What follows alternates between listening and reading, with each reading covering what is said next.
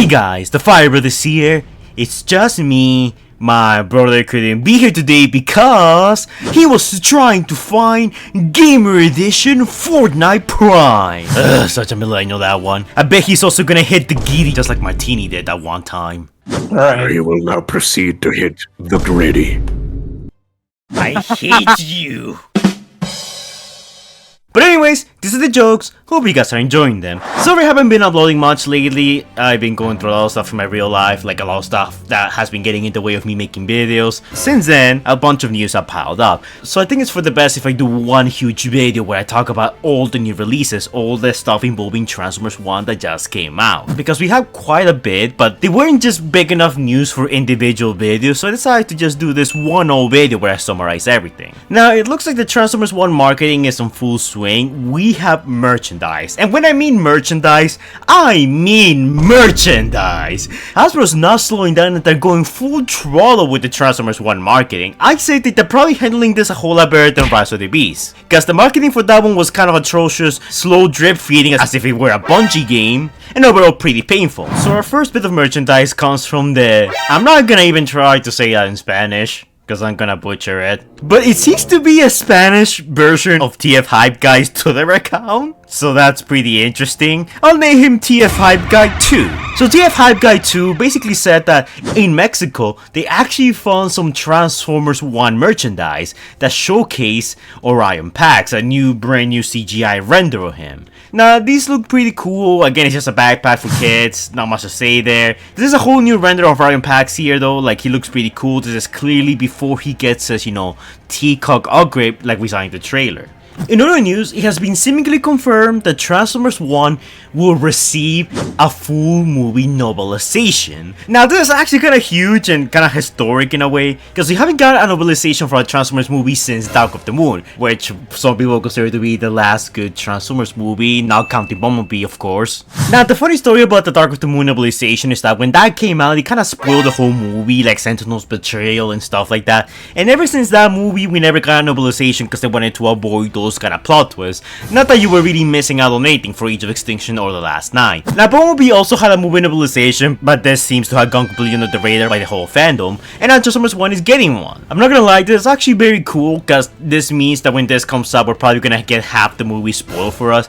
Well, I say half the movie, some details are gonna be skipped, of course, and things are gonna be simplified because it's a junior novelization. Again, it's not supposed to, go over the whole movie, but it goes over most major plot points. I think for Rise of the Beast 1 also came out, and I did a video on it.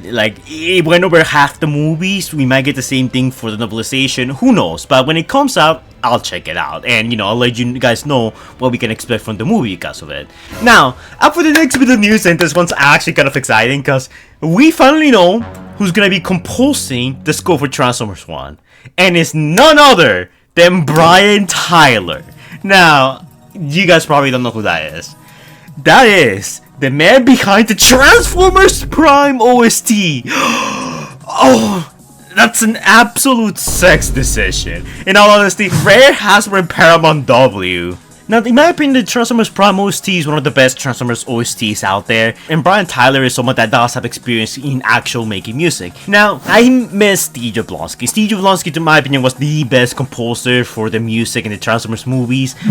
He didn't do the score for Bumblebee. I think that was someone else. The Bumblebee movie score was actually pretty unmemorable in my opinion. The Rise of the Beast composer did a pretty alright job. It could have been better, but it wasn't bad. I actually kind of liked quite a few themes, like the Maximal theme, the Autobot theme, and the returning track from the old Transformers movies. He did a pretty good job, in all honesty. So we'll see if Brian Tyler does a better job than him or even a worse job. Honestly, Brian Tyler, since he already has experience with Transformers, you can bet that he's probably going to incorporate some familiar tracks in the movie. And the movie does seem very Transformers Prime inspired. There's a lot of elements from Prime, like certain characters appearing on it, and certain plot points every here and there. So it looks like Transformers Prime is going to be getting extra attention in Transformers 1. And I, for one, can't wait for it, because Transformers Prime is one of my favorite continuities. So yeah, pretty excited for that. Now, in other news, and these aren't exactly news, but I thought they were really funny. So, very recently, Hasbro has been doing this 4th anniversary, Transformers showcase of the first 4 episodes of the G1 cartoon in theaters. Now, I actually went to one of these with a couple of my friends. I was gonna do a video on it, but then a bunch of stuff happened and I couldn't get it done. So, I just mentioned it here. So, I went with my friends. It was pretty enjoyable. We saw like the voice actors, the cast, Peter Cullen, Frank Welker, all of them. They did a redubbing of the first Transformers episode with mixed results. On the one hand, it was really good seeing all these familiar voice actors return to reprise some of their roles and even, do voices for some characters they haven't done before. But in the other hand, the lip syncing left a lot to be desired. Neither can Megatron. I thought he'd blow a fuse when he found out. Hey, what's that?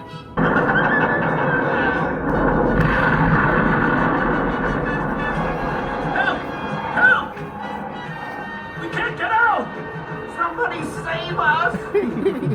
You know how when you watch an anime and you watch the English dub and sometimes the English dub doesn't quite match with the lips of like what the characters are saying? Yeah, it was just like that and it was very noticeable and very distracting. There was a few points in which it was pretty good, but in other points it kind of just seemed like it was very hastily put together. And that's kind of how the whole event felt.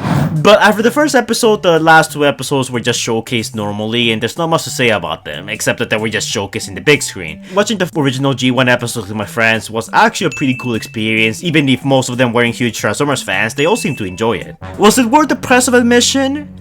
Not really, but it wasn't that expensive anyways, and I thought it was worth the money. In there, they also showcased a sneak peek of Transformers Earthspark Season 2. Again, I'm not interested in Earthspark and it's getting cancelled. Yeah, RIP Earthspark fans, so sorry about that. The series is just not for me. It seems like something that the Twitter crowd will like, and that's all fine and good. You like whatever you wanna like. Just because I don't like it doesn't mean you don't have to like it as well. It's just that the series is not for me. But something funny that has been happening around the screenings is that we also got in the Transformers 1 trailer. Now, for the Transformers 1 trailer, we have gotten it on the theater. We have gotten it for plenty of theater showings lately. The thing is that a lot of those are like abridged, cut-out versions of the main trailer. The one that we all seen. In fact, I'm actually gonna play some of those right now. It has new dialogue and slightly new scenes. Hi there, I'm B127, but you can call me B. It is so great that you're here now. I can't wait to learn everything about you. And then tell you everything about me. Yeah, we'd love to. Awesome! Why'd you bring jetpacks? So crazy! Sure feels like it. Guys, that's not good. We've got these powers for a reason. Let's use them. We stand here together as one. So again, it's just like small new frames of like scenes we already seen with extra dialogue and sometimes extra context and stuff like that. So it's not really worth discussing here. But these are pretty cool though, I'm not gonna lie. If you go to the movies, you might get a glimpse of one of these. Which, it kind of reminds me of the Rise of the Beast days in which, we used to get like the little TV spots that had like 8 extra frames and people will go mad about that. Hi guy. But speaking of Rise of the Beast, something interesting has been happening with Rise of the Beast. And that is, in some theaters, the Rise of the Beast trailer was showing instead of Transformers 1. Now, Swiss Prime here, a friend of the channel, someone I know, you guys should go check out his YouTube channel, actually reported that he saw the Rise of the Beast trailer in his theater. And we have a few reports here and there saying that they also witnessed Rise of the Beast playing in theaters. And like the trailer, we're talking about the trailer, we're not talking about the movie right now. This is super weird, but then again, it has happened, but only to some people. Like the reports are very small, it's a very small margin, it's not like a worldwide error or something. Still, I do wonder how you fumble something like this. I bet Lorenzo has something to do with it, that bastard. In other news, we have a new Transformers 1 little sticker album cover and we see a brand new look at Optimus Prime and Megatron. Now, okay, look, this looks pretty cool, but what are they doing the Freebirds wrong? What's funny is that even before we knew anything about the first trailer, someone did a fan art of them doing this exact same pose, and it's like, I wonder if Hasbro was taking notes. Again, this is just funny, I'm not complaining, I'm just saying, it's so ironic, this had to be intentional. Then we have another Transformers Ready to Read book, which this one is much like the Rise of the Beast Ready to Read books, which also went over some of the plot and spoiled some of the movie for us. Not gonna lie, these look pretty cool. We have some new renders of Optimus, Megatron, and Leader 1 here. Megatron or D16. Look, I know the names are D16 and Orion Pax in this movie, but they are gonna become Megatron and Optimus Prime later on. We all know that. I'm just saying it for simplicity's sake. So for those keyboard warriors that are gonna go in the comments down below and be like, oh, you're saying the names wrong. Yeah, I know. Okay, stop. Don't do that. But still, these are really cool renders, and honestly, I don't have much to say about them. Transformers posters have been seen all across the states, all across the world. People are reporting seeing them. I saw one myself in my local movie theater. Here you go. I took this one myself. And people have been seeing standees for the characters here. Some have even begun stealing them. Oh my god, it's like the Rest of the Beast RC all over again. Besides this, we also have a new render of Starscream, his vehicle mode. Apparently the Seekers are gonna have like the Bumblebee movie-esque Tetrajet look, which in all honesty, I love that look. The Tetrajets, in my opinion, look very cool. Again, this is very similar to the Bumblebee movie, but I guess it's more akin to G1, which I don't mind. I think this looks cool. We have also Starscream's render here. He looks fantastic.